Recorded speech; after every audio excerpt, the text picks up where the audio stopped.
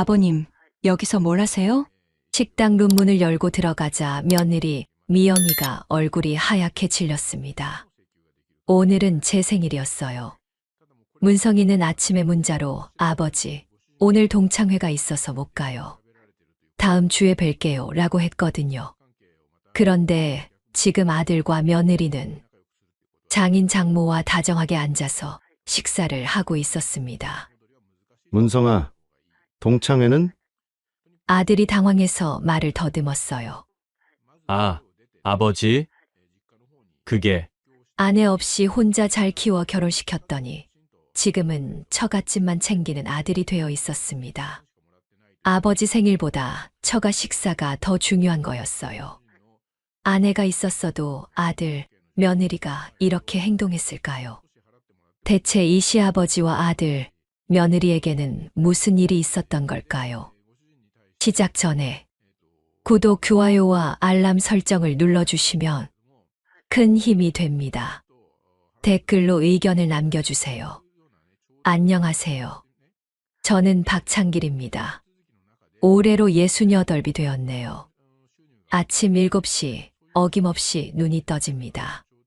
아내가 세상을 떠난 지 벌써 15년이 지났는데도 여전히 옆자리가 텅 빈 걸 확인하는 게 하루의 시작이에요. 혼자 사는 집은 참 조용합니다. 시계 소리만 또각또각 울려 퍼지죠. 세수를 마치고 거울 속 제 모습을 바라봅니다.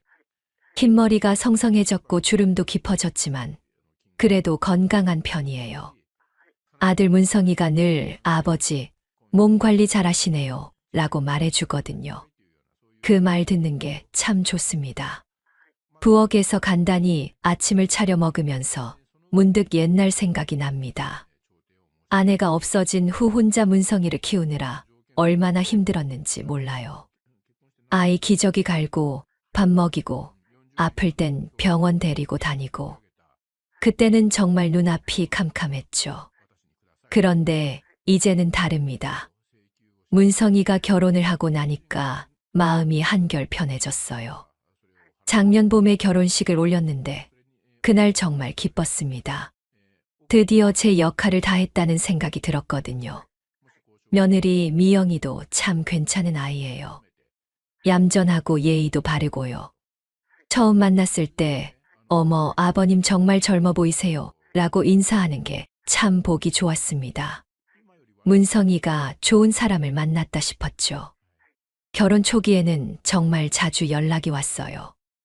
일주일에 한두 번은 안부 전화가 오고 주말에도 가끔 놀러 왔거든요. 미영이가 직접 반찬도 만들어다 주고 아버님 혼자 계시니까 걱정돼요 라고 말해주는 게 참 고마웠습니다. 명절 때도 마찬가지였어요. 추석이나 설날이면 어김없이 찾아와서 차례도 지내고 하루 종일 함께 시간을 보냈죠. 그럴 때면 정말 가족이 생겼다는 느낌이 들었어요. 오랫동안 혼자 살아온 집의 웃음소리가 울려 퍼지니까 얼마나 좋던지요. 그런데 요즘은 조금 다릅니다. 연락이 예전보다 뜸해졌어요.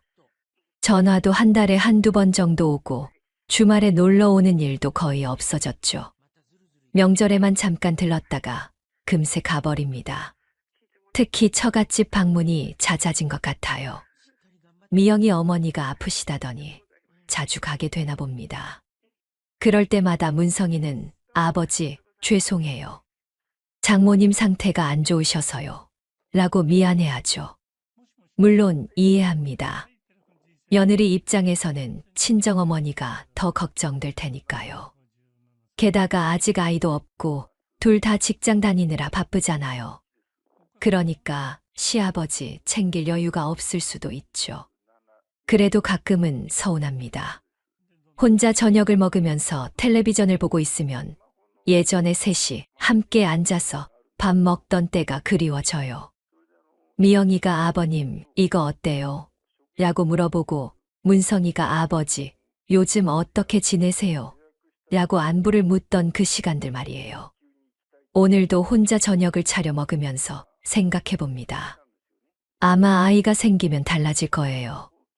손자나 손녀가 태어나면 자주 볼 일도 생기고 제가 도움이 될 일도 많을 테니까요. 그때까지는 조금 더 기다려야겠죠. 창밖을 바라보니 해가 지고 있습니다. 오늘 하루도 이렇게 조용히 지나가네요. 내일은 조카 태영이가 놀러 온다고 했으니 조금은 덜 외로울 것 같습니다.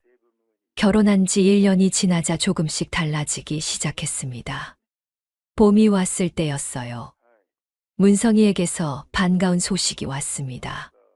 미영이가 임신을 했다는 거였죠. 그때 정말 기뻤습니다. 드디어 손주를 볼 수 있다니 가슴이 벅찼어요. 아버지, 좋은 소식 있어요. 문성이가 전화로 말하는 목소리가 들떠 있었습니다. 미영이가 임신했어요. 이제 아버지도 할아버지 되시는 거예요. 그날 밤 잠을 제대로 못 잤어요. 손주 얼굴은 어떨까? 남자아이일까? 여자아이일까? 온갖 생각이 머릿속을 맴돌았거든요. 아내가 살아계셨다면 얼마나 좋아했을까 싶기도 했고요. 그런데 문제는 그 이후부터였습니다. 돌잔치 준비를 하면서 첫 번째 갈등이 생겼어요. 미영이 어머니가 우리 쪽에서 돌잔치를 해야겠다고 말씀하셨다는 겁니다. 장소도 음식도 손님 초대도 모두 처갓집에서 주도하겠다는 거였죠. 문성이가 조심스럽게 제게 말했습니다. 아버지 장모님이 돌잔치를 본인 쪽에서 하고 싶다고 하세요. 딸 첫 아이라서 그런 것 같아요. 저는 당연히 아쉬웠습니다. 저희 집안 첫 손주인데 저도 뭔가 역할을 하고 싶었거든요. 하지만 참았어요. 요즘은 처가에서 주도하는 경우가 많다고 하니까 시대가 바뀐 거라고 생각했죠. 그래, 좋은 일인데 어디서 하든 상관없지. 그렇게 말했지만 마음 한구석은 서운했습니다. 여름 휴가 때도 마찬가지였어요. 문성이 부부가 제주도 여행을 간다고 했는데 미영이 부모님과 함께 가는 거였습니다. 저더러는 아버지는 혼자 가시기 어려우시잖아요 라고 했죠. 물론 틀린 말은 아닙니다. 저 혼자 여행 가는 것도 썰렁하고 젊은 사람들끼리 가는 게 편할 수도 있어요. 하지만 그래도 한 번쯤은 물어봐 줄 수도 있지 않았을까요? 가을 추석 때가 정점이었습니다. 예전에는 저희 집에서 차례를 지냈는데 올해는 처갓집 일정을 먼저 잡았다는 겁니다. 아버지, 죄송해요. 이번 추석에는 처가 먼저 가야 할 것 같아요. 문성이가 미안한 표정으로 말했습니다. 장모님이 올해는 꼭 처가에서 지내자고 하셔서요. 미영이 임신 중이라 기분 상하면 안 될 것 같아요. 그 순간 가슴이 답답했습니다. 아내가 없는 저에게는 문성이가 유일한 가족인데 명절마저 혼자 보내야 한다니요. 하지만 며느리 몸을 생각하면 어쩔 수 없는 일이었어요. 그래, 임신부가 스트레스 받으면 안 되니까. 먼저 다녀와. 결국 그 추석은 혼자 보냈습니다. 차례상을 간소하게 차리고 아내 영정 앞에서 술 한 잔 올렸어요. 그때 처음으로 눈물이 났습니다. 하지만 정말 충격이었던 건 제 생일날이었습니다. 10월 15일, 제 69번째 생일이었어요. 문성이는 항상 제 생일을 챙겨줬거든요. 결혼 전에는 꼭 시간을 내서 함께 식사를 했었죠. 그런데 그날은 문자만 왔습니다. 아버지, 생일 축하드려요.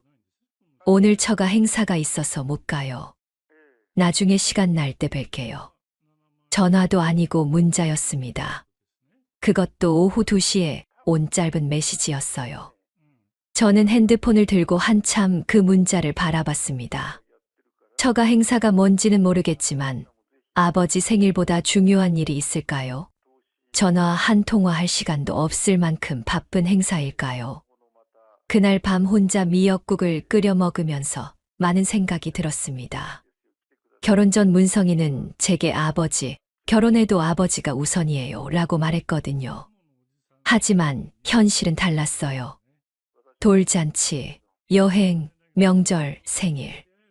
모든 중요한 순간마다 처가가 우선이었습니다. 저는 항상 나중이었어요.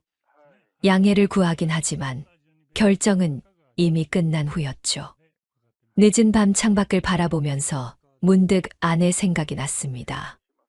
아내가 살아계셨다면 이런 일이 있었을까요?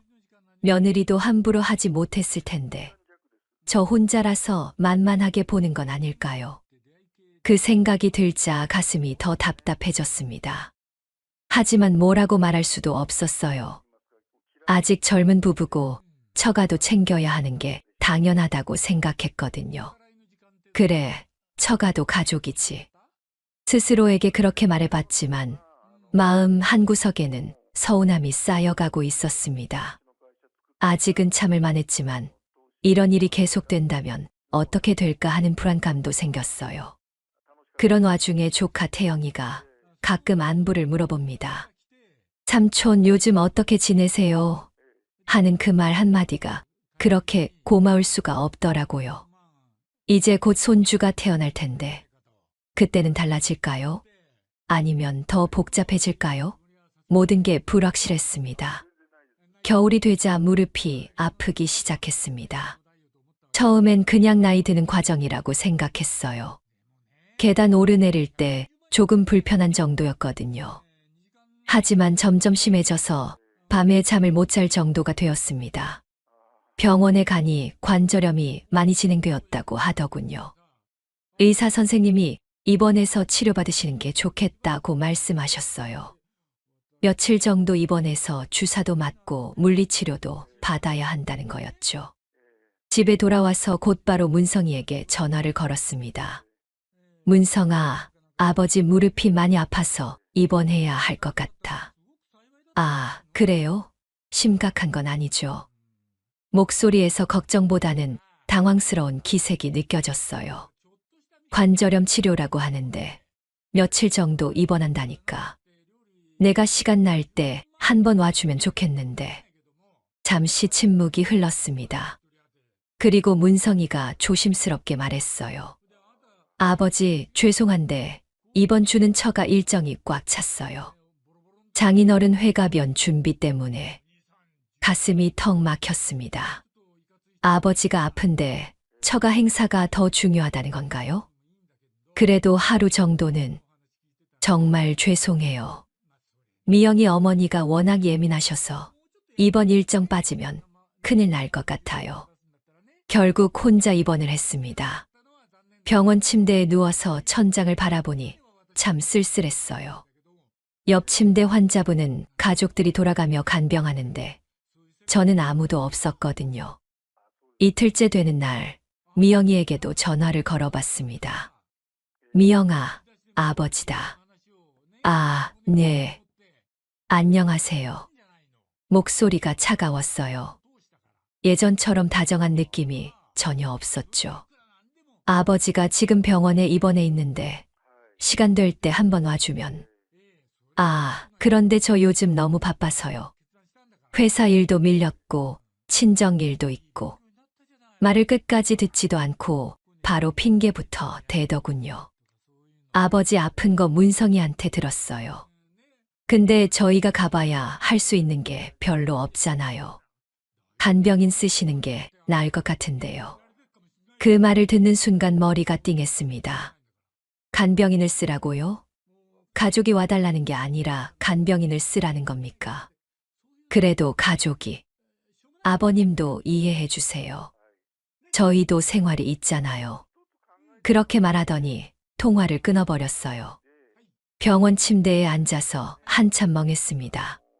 결혼 전에는 그렇게 다정했던 미영이가 이렇게 변할 줄은 몰랐어요. 아버지가 아픈 것보다 자기 일정이 더 중요하다는 태도였거든요. 할 수 없이 조카 태영이에게 연락했습니다. 태영아, 삼촌이다. 지금 병원에 입원해 있는데. 삼촌 어디 아프세요?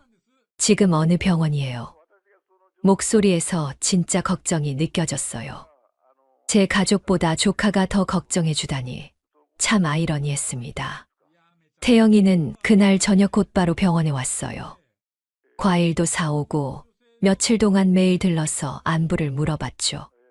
삼촌, 문성이 형은 왜 안 와요? 형은 바쁜가 보다. 처가 일이 있다더라. 태영이가 표정을 찌푸렸어요. 삼촌이 아픈데 무슨 일이 더 중요하다고. 참 고마운 아이였습니다. 조카가 제 친아들보다 더 챙겨주고 있으니까요. 퇴원하는 날이었습니다. 문성이에게 퇴원한다고 연락을 했더니 아, 그래요? 다행이네요. 라는 짧은 대답뿐이었어요. 올 거냐고 물어봤더니 오늘도 처가에서 일이 있어서요 라고 하더군요. 결국 태영이와 함께 택시를 타고 집에 왔습니다. 택시 안에서 창밖을 바라보는데 눈물이 났어요. 아들이 결혼하고 나니 저는 정말 혼자가 된 것 같았거든요. 삼촌, 괜찮으세요? 태영이가 걱정스럽게 물어봤어요. 괜찮다. 고맙다, 태영아. 그 아이라도 있어서 다행이었습니다. 집에 도착해서 홀로 앉아 있는데 문득 깨달았어요. 저는 이제 정말 짐이 된 것 같다는 생각이 들었거든요. 아들에게도 며느리에게도 부담스러운 존재가 되어버린 거죠. 아내가 살아계셨다면 이런 일은 없었을 텐데 혼자라서 이렇게 당하는 건 아닌가 싶었어요. 며느리 말투도 점점 차갑게 변하고 아들도 처가 일만 신경 쓰고 그날 밤 잠자리에 들면서 생각했습니다. 이대로 계속 살 수는 없겠다고요. 뭔가 변화가 필요한 시점이 온 것 같았어요. 하지만 어떻게 해야 할지는 막막했습니다. 아들을 원망하자니 제가 키운 자식이고 그렇다고 이 상황을 그냥 받아들이자니 너무 억울했거든요. 조용한 밤 혼자서 앞으로 어떻게 살아가야 할까 고민에 빠졌습니다. 퇴원한 지 일주일 후 우연한 일이 생겼습니다. 평소 가던 한정식 집에 혼자 식사하러 갔는데 입구에서 익숙한 목소리가 들려왔어요. 문성이 목소리였습니다. 이상했어요. 분명히 오늘도 바빠서 못 온다고 했는데 여기서 뭘 하고 있는 거죠? 가만히 살펴보니 안쪽 룸에서 미영이 가족들과 함께 식사를 하고 있었습니다. 문성이와 미영이 그리고 미영이 부모님까지 모여 있더군요. 저는 입구 근처 테이블에 조용히 앉았어요. 목소리가 잘 들렸습니다. 룸 문이 반쯤 열려 있었거든요. 미영이 어머니가 말하고 있었어요. 문성아, 요즘도 시댁 자주 가. 그러다가 너만 힘들어져. 아니에요, 장모님. 요즘은 별로 안 가요. 문성이가 대답하는 소리였습니다. 그래도 조심해야 돼. 시댁이라고 해서 무턱대고 챙기면 내 가정이 힘들어져. 내 가정이 먼저야. 내 가정이. 가슴이 덜컥했습니다. 시댁이라는 게 저를 말하는 거잖아요. 그때 미영이가 끼어들었어요. 맞아요, 어머니. 저도 그 생각이에요. 시아버지는 혼자 사시니까 알아서 잘 지내시잖아요. 그 말을 듣는 순간 머리가 하얘졌습니다. 알아서 잘 지낸다고요? 병원에 입원했을 때 한 번도 오지 않았으면서 지금 이런 말을 하는 거예요? 원래 남자들은 혼자 살 줄 아니까 괜찮아. 우리 문성이가 너무 착해서 문제야. 미영이 아버지도 거들었습니다. 어르신들은 자식한테 의존하려고만 하시는데 요즘 시대는 그렇게 안 되죠. 각자 살아야 해요. 제가 의존하려고 한다고요? 그동안 저 혼자 얼마나 조심스럽게 살았는데 이런 말을 듣다니요. 미영이가 또 말했어요. 시아버지가 좀 서운해하시는 것 같긴 한데 저희도 저희 생활이 있잖아요. 맨날 시아버지 눈치만 볼 수는 없어요. 눈치를 본다고요. 제가 언제 눈치를 주라고 했나요? 오히려 늘 이해하려고 노력했는데. 그래, 미영아. 내가 똑똑하게 생각하는 거야. 시댁에 너무 얽매이지 마. 미영이 어머니가 흡족해하는 목소리였어요. 앞으로도 그렇게 해. 우리 딸 힘들게 하는 건 용납 안 돼. 저는 그 자리에 얼어붙어 앉아 있었습니다. 이게 정말 제 며느리가 하는 말인가요? 병원에 입원했을 때 한 번도 얼굴 보러 오지 않더니 뒤에서는 이런 말을 하고 있었던 거예요. 문성이는 어떤가요? 아무 말도 하지 않았어요. 처가 식구들이 아버지를 그렇게 말해도 한마디 반박하지 않았습니다. 참을 수 없었어요. 일어서서 룸 쪽으로 걸어갔습니다. 실례합니다. 문을 열고 들어가자 모두 깜짝 놀랐어요. 특히 미영이 얼굴이 하얗게 질렸죠. 아버님이 여긴 어떻게? 미영이가 당황해서 말을 더듬었어요. 문성이도 놀란 표정으로 일어났습니다. 아버지, 언제부터 여기 계셨어요? 방금 왔다. 우연히 지나가다가 목소리가 들려서. 미영이 부모님은 어색한 표정으로 서로 눈치만 보고 있었어요. 저는 미영이를 똑바로 쳐다봤습니다. 미영아, 방금 내 말 다 들었다. 미영이 얼굴이 더 하얗게 됐어요. 아버님, 그게 아니라. 아니긴 뭐가 아니야. 시아버지가 부담이고 알아서 잘 지낸다고 했지. 그제야 미영이 어머니가 끼어들었어요. 어르신, 오해하지 마세요. 저희가 그런 뜻으로 말한 게 아니라. 뜻이 뭐든 상관없어요. 내가 부담이었구나. 이제 알았어. 그 순간 모든 게 명확해졌습니다. 그동안 왜 연락이 뜸해졌는지, 왜 병원에 오지 않았는지, 왜 명절마다 처가만 가는지. 모든 이유가 하나로 모였어요. 제가 부담스러운 존재였던 거예요. 며느리에게는 처음부터, 아들에게는 결혼 후부터요. 문성아. 아들을 불렀습니다. 네, 아버지. 내가 선택한 길이니까 그렇게 살아라. 문성이가 뭔가 말하려고 했지만 저는 더 이상 듣고 싶지 않았어요. 앞으로는 서로 부담 주지 말자. 나도 알아서 잘 살 테니까. 그렇게 말하고 룸을 나왔습니다. 뒤에서 미영이가 아버님, 잠깐만요. 라고 부르는 소리가 들렸지만 돌아보지 않았어요. 식당을 나와서 찬 바람을 맞으니 정신이 좀 들었습니다. 그동안 제가 얼마나 바보였는지 깨달았거든요. 아들이 바쁘다고, 며느리가 힘들다고, 처가도 챙겨야 한다고. 모든 핑계를 이해하려고 했는데 정작 그들은 저를 짐으로 여기고 있었던 거예요. 집으로 돌아가는 길에 눈물이 났습니다. 하지만 이번엔 서러움의 눈물이 아니었어요. 분노와 실망의 눈물이었죠. 이제야 정신을 차렸습니다. 앞으로 어떻게 살아야 할지도 보였고요. 그날 이후로 일주일 동안 아무에게도 연락하지 않았습니다. 집에서 혼자 지내면서 계속 그 장면이 떠올랐어요. 미영이가 시아버지는 혼자니까 알아서 잘 지내세요 라고 말하던 모습, 문성이가 아무 말도 하지 못하던 모습. 생각할수록 화가 났습니다. 토요일 아침 아내 산소에 갔습니다. 오랜만에 찾아뵙는 거였어요. 산소 앞에 무릎을 꿇고 앉아서 조용히 말했어요. 여보, 미안해. 그동안 너무 바보같이 살았나 봐. 찬 바람이 불어와 뺨을 스쳤습니다. 문성이가 결혼하고 나서 나 혼자 된 게 서러웠는데 이제 보니 혼자가 더 편할 것 같아.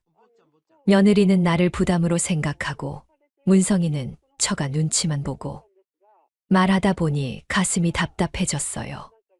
앞으로는 내 식으로 살아볼게. 너도 그러면 좋겠지. 그렇게 하소연을 하고 나니 마음이 조금 편해졌습니다. 집으로 돌아와서 결심했어요. 이제부터는 저도 제 생활을 하기로요. 다음 주 월요일 동네 노인복지관에 갔습니다. 평소에 지나가면서 궁금했던 곳이었거든요. 접수처에서 프로그램을 문의해보니 노인대학이 있다고 하더군요. 어떤 수업들이 있나요? 서예, 노래교실, 건강체조, 영어회화까지 다양해요. 한번 구경해 보시겠어요? 둘러보니 제 또래 분들이 즐겁게 활동하고 있었어요. 노래교실에서는 옛가요를 함께 부르고 서예 교실에서는 진지하게 붓글씨를 쓰고 계시더군요. 등록하겠습니다. 그 자리에서 바로 신청했어요. 수요일이었나요? 문성이에게서 전화가 왔습니다. 아버지, 요즘 연락이 없으셔서 걱정됐어요. 바쁘지 않냐? 나도 내 생활이 있지. 목소리를 최대한 담담하게 했어요. 그래도 안부는 여쭤봐야죠. 건강은 어떠세요? 괜찮다. 요즘 노인대학 다니느라 바빠. 노인대학요? 응. 서예도 배우고 노래교실도 다니고. 재미있더라. 전화 너머로 문성이가 당황하는 기색이 느껴졌어요. 그런데 아버지, 이번 주말에 저희가 바쁘면 오지 마라. 나도 일정이 있어. 실제로 주말에 노인대학 동아리 모임이 있었거든요. 며칠 후에는 중요한 결정을 했습니다. 그동안 손주를 위해 모아두었던 적금을 해지한 거예요. 대학 등록금으로 쓰라고 10년째 넣어두던 돈이었는데 이제는 생각이 바뀌었어요. 은행에서 적금을 해지하고 새로운 예금 통장을 만들었습니다. 제 노후자금 통장이었어요. 그리고 매달 문성이에게 주던 손주 학원비도 중단하기로 했어요. 문성이가 전화를 걸어왔어요. 아버지, 이번 달 학원비가 안 들어왔는데. 아, 그거? 앞으로 안 줄 거야. 네. 갑자기 왜요? 너희가 알아서 하면 되지. 나도 내 노후 준비해야지. 아버지, 무슨 일 있으세요? 요즘 많이 달라지신 것 같은데. 달라진 게 아니라 정신 차린 거다. 그렇게 말하고 전화를 끊었어요. 노인대학에서 만난 친구들과 점심을 먹으면서 많은 얘기를 나눴습니다. 비슷한 처지의 분들이 많더라고요. 요즘 자식들은 다 그래요. 결혼하고 나면 부모는 뒷전이죠. 김씨 아저씨가 말씀하셨어요. 그래도 우리가 너무 기대를 했나 봐. 이제는 우리끼리 재미있게 살아야지. 맞는 말이었습니다. 자식에게만 의존하려고 했던 제가 잘못이었어요. 저의 시간의 붓을 들고 글씨를 쓰면서 마음이 차분해졌습니다. 오랜만에 웃기도 하고 새로운 사람들과 대화하는 것도 즐거웠어요. 집에 돌아와서 거울을 보니 표정이 달라져 있었습니다. 예전처럼 우울하거나 서운한 기색이 없었어요. 오히려 뭔가 결연한 모습이었죠. 이제 정말 새로운 삶을 시작할 때가 된 것 같았습니다. 노인대학에 다닌 지 한 달 정도 지났을 때였습니다. 문성이에게서 급한 전화가 왔어요. 아버지, 집에 계세요. 지금 가도 될까요? 목소리가 평소와 달랐습니다. 뭔가 다급한 느낌이었어요. 왜? 무슨 일인데? 그냥 뵙고 싶어서요. 미영이도 함께 가겠다고 해요. 1시간 후에 문성이 부부가 찾아왔습니다. 미영이는 오랜만에 보는 거였는데 표정이 어색했어요. 어서 와라. 차라도 마실래? 네, 감사합니다. 미영이가 예전처럼 다정하게 말했지만 어딘지 부자연스러웠어요. 거실에 앉아서 대화를 나누는데 계속 둘러대기만 했습니다. 날씨 얘기, 건강 얘기. 정작 온 이유는 말하지 않더군요. 그러다가 문성이가 조심스럽게 꺼냈어요. 아버지, 혹시 다른 재산이 있으세요? 순간 가슴이 뜨끔했습니다. 어떻게 알았을까요? 왜 그런 걸 물어보냐? 아니, 그게 동네에서 아버지가 상가 건물 임대료 받으신다고 하더라고요. 아, 그랬구나. 노인대학에서 만난 김씨 아저씨가 부동산 중개업을 하시는데 제 상가를 아시더라고요. 그분이 누군가에게 말씀하셨나 봅니다. 사실 저에게는 작은 상가 건물이 하나 있었어요. 아내와 결혼 초기에 온갖 고생을 하며 모은 돈으로 산 거였죠. 아내가 살아계실 때부터 임대를 주고 있었는데 그 수익으로 생활하고 있었거든요. 하지만 문성이에게는 말하지 않았어요. 괜히 말했다가 기대를 하게 될까 봐서였죠. 그리고 아내와 함께 고생해서 마련한 거라 함부로 처분하고 싶지도 않았고요. 맞다. 상가 하나 있지. 문성이 눈이 커졌어요. 그걸 왜 말씀 안 하셨어요? 가족인데 이런 건 공유해야죠. 미영이도 갑자기 적극적으로 나섰어요. 맞아요, 아버님. 저희가 아버님 재산 관리 도와드릴 수도 있잖아요. 그 순간 모든 게 이해됐습니다. 그동안 연락도 뜸하고 병원에도 오지 않던 사람들이 갑자기 찾아온 이유가 바로 이거였군요. 그래, 가족이면 서로 챙겨야지. 제가 조용히 말했어요. 근데 넌 누구 가족을 챙겼니? 문성이 얼굴이 굳어졌습니다. 아버지, 그게 무슨... 내가 병원에 입원했을 때는 어디 있었냐? 처가 일정이 바빠서 못 온다며. 미영이가 당황해서 끼어들었어요. 아버님, 그때는 정말 어쩔 수 없는 상황이었어요. 어쩔 수 없다고. 시아버지가 아픈 것보다 중요한 일이 뭔데? 저는 계속 차분하게 말했어요. 그리고 미영아, 내가 식당에서 한 말도 다 들었지. 시아버지는 혼자니까 알아서 잘 지낸다고 했잖아. 미영이 얼굴이 하얗게 질렸어요. 아버님, 그건 오해예요. 제가 그런 뜻으로 말한 게 뜻이 어찌됐든 상관없어. 이제 와서 가족 얘기는 왜 하냐? 문성이가 다급하게 말했어요. 아버지, 저희가 잘못했어요. 앞으로는 더 잘할게요. 잘할 필요 없어. 저는 서랍에서 서류를 꺼냈습니다. 상가는 이미 장기 임대 계약을 했어. 임대료는 앞으로 사회복지재단에 기부하기로 했고. 문성이가 서류를 보더니 얼굴이 창백해졌어요. 아버지, 이게 뭐예요? 왜 갑자기? 갑자기가 아니야. 충분히 생각해보고 결정한 거지. 미영이도 서류를 들여다보면서 말문이 막혀 있었어요. 일부는 내 노후 자금으로 따로 빼놨고 나머지는 모두 기부야. 아버지, 그래도 저희와 상의를. 상해, 언제 나와 상의했냐? 명절도 생일도 이번도 모두 내 마음대로 결정했으면서. 저는 찻잔을 조용히 내려놓았어요. 너희 몫은 없어. 너희가 선택한 가족에게 충실하길 바란다. 그 순간 거실이 조용해졌습니다.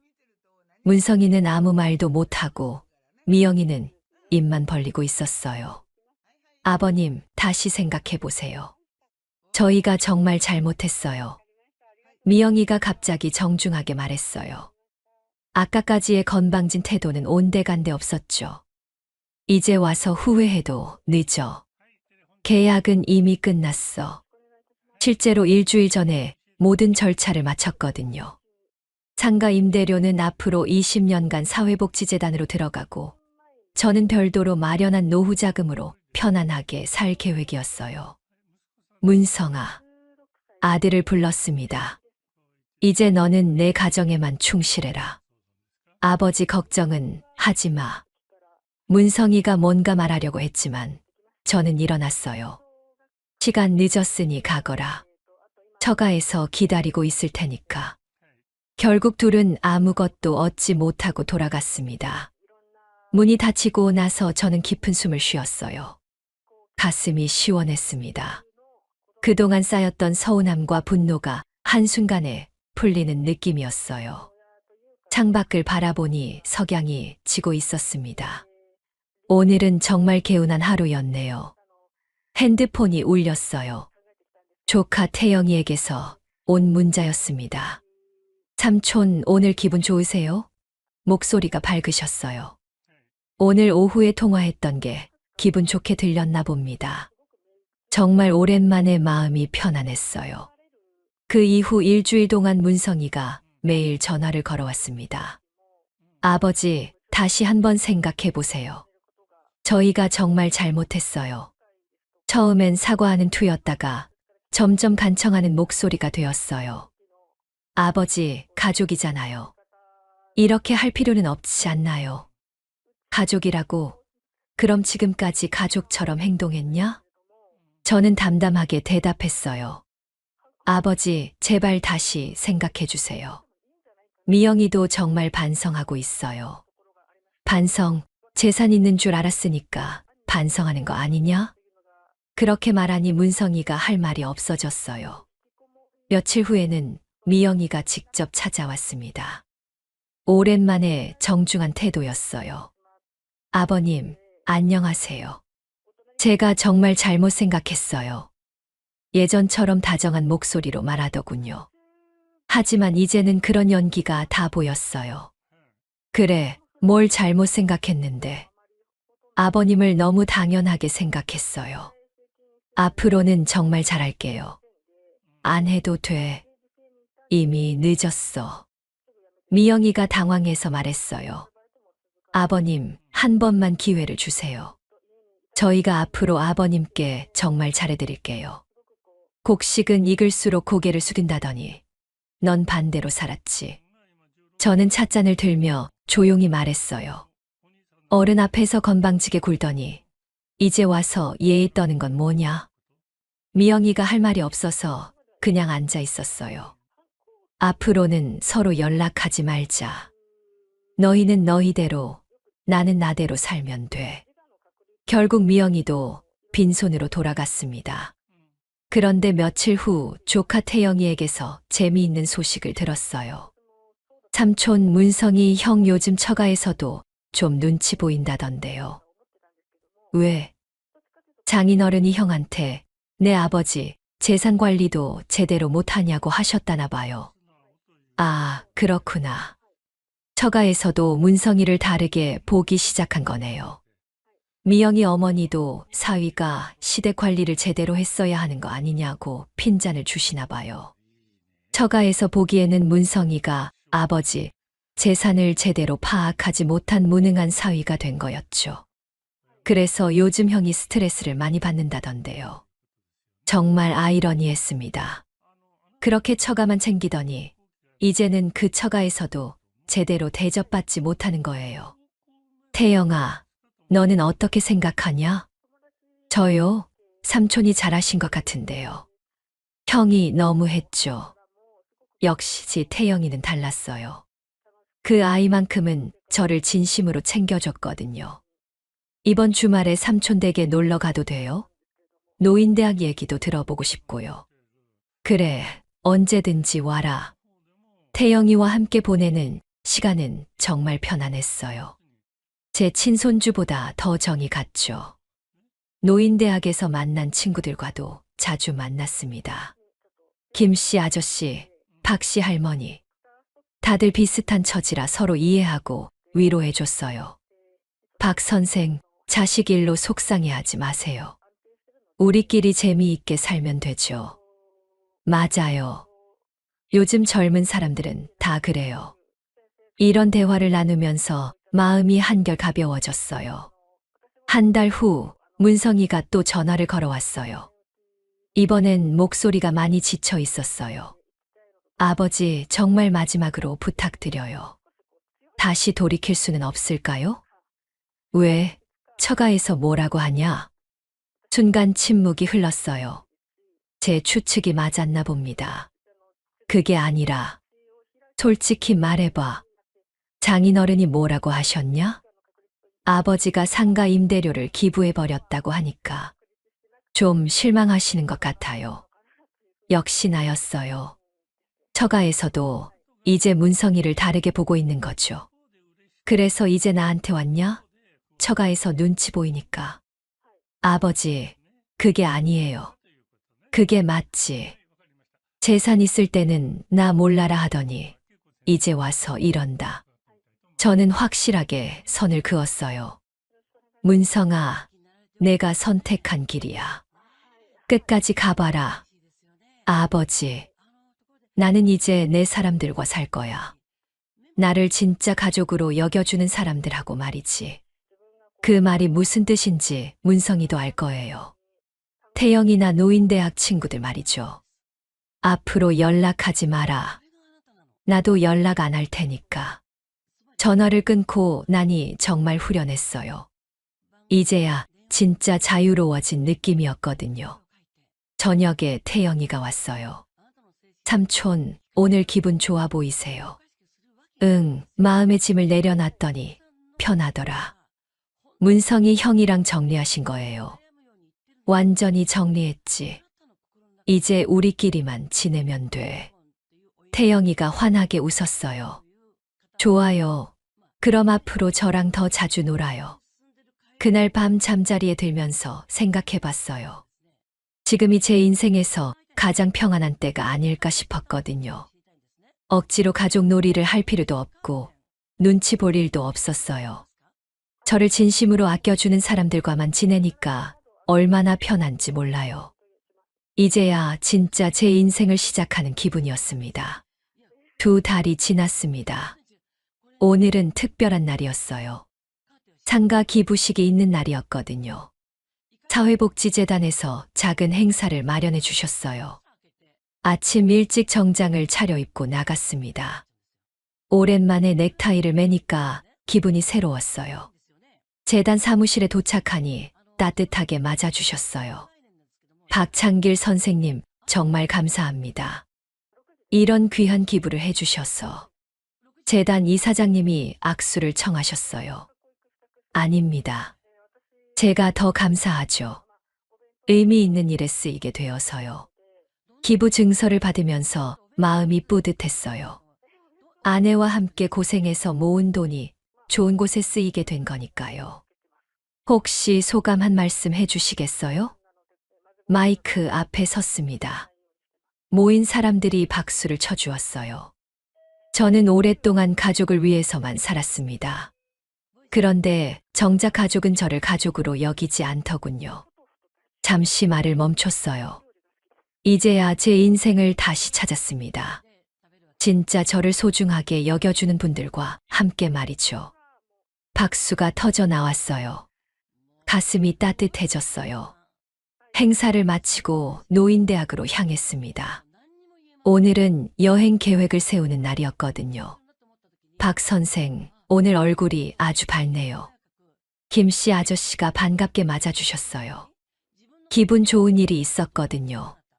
그래요? 뭔데요? 기부식 얘기를 하니 모두들 박수를 쳐주셨어요. 우리 박 선생 대단하네요. 그 나이에 그런 결정을 하다니. 박 씨 할머니가 감탄하셨어요. 이제 진짜 자유로워진 거네요. 맞는 말이었어요. 정말 자유로웠거든요. 그럼 이번 제주도 여행에서 축하 한잔 해야겠네요. 다음 달 제주도 3박 4일 여행 계획을 세웠어요. 노인대학 친구들과 함께 가는 첫 번째 여행이었죠. 호텔도 좋은 곳으로 잡았어요.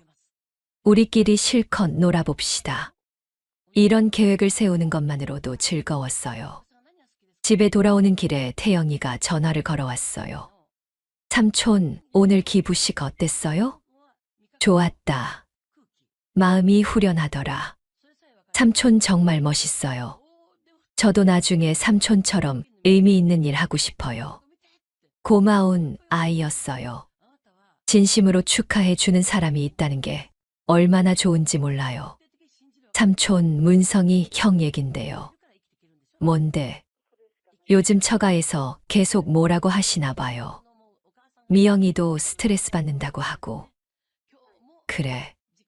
근데 형이 삼촌한테 다시 연락해보고 싶어 한다던데요. 저는 잠시 생각해봤어요. 하지만 마음이 바뀌지는 않았어요.